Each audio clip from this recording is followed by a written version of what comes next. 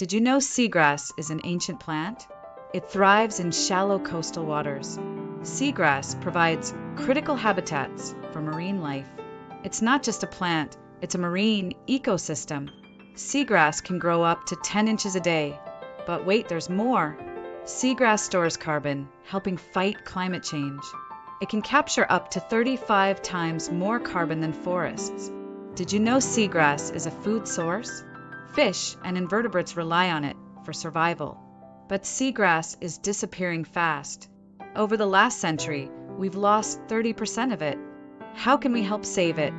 By reducing pollution and protecting coastlines. Together, we can make a difference. So, remember, seagrass is more than just a plant. It's a vital part of our ocean ecosystem. Thanks for watching Story Tunes Land. Please like and subscribe.